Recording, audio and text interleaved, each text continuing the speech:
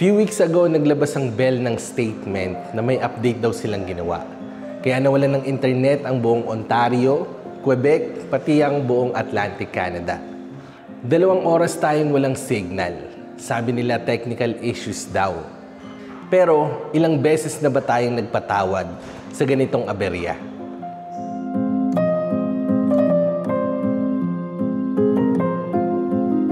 Dumating ako sa Canada noong 96. Noon, Skydome pa ang tawag. Parang simbol ng teknolohiya ng pag-usbong. Ngayon, Rogers Center. Tahimik lang na pinalitan, parang walang nagtangkang kumontra. Pero hindi lang stadium ang nakuha. Sa TV, CTV, TSN, Crave, pagmamayari ng Bell. Sa kabilang banda, Sportsnet, City TV, Omni, sa Rogers naman. Pati radyo, news, streaming, halos lahat ng dinadaanan mo, kanila na. Ito ang pinakamalaking stadium sa buong Canada. Pero hindi lang yan ang may pangalan na Rogers. Meron din sa Vancouver, sa Edmonton, at sa downtown Toronto, Rogers Center.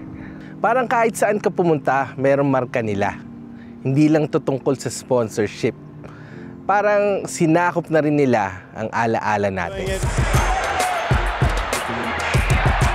Rogers, tumaas ng 118% ang complaints ngayong taon. Bell, may national outage. Telus, damay rin kasi gumagamit ng Bell lines. Pero kahit palpak ang serbisyo, sila pa rin ang may hawak ng lahat.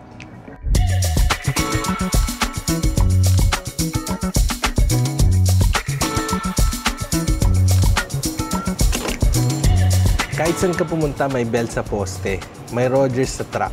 Tapos pag binuksan mo pa yung cellphone mo, sila ang may hawak ng signal. Wala ka ng ibang pagpipilian. Lahat ng impormasyon, lahat ng kwento, dumadaan sa kanila. Pati sports sila na rin. Bell at Rogers ang may-ari ng MLSE. Leafs, Raptors, TFC, Marlies, lahat under the same roof. Kapag nanonood ka ng hockey o basketball, parehong logo, parehong tono, parehong boses. Binuksan natin ang mga bahay natin sa kanila. Sa TV, sa internet, sa telepono. Pero habang tumatagal, pati alaala at kasaysayan, binili na rin.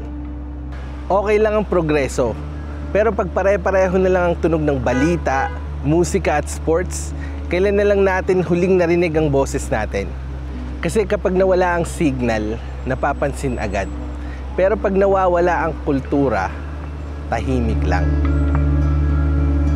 Kung ganito kalawak ang hawak nila, sino pang may kontrol sa kwento mo, sa alaala mo, sa boses mo?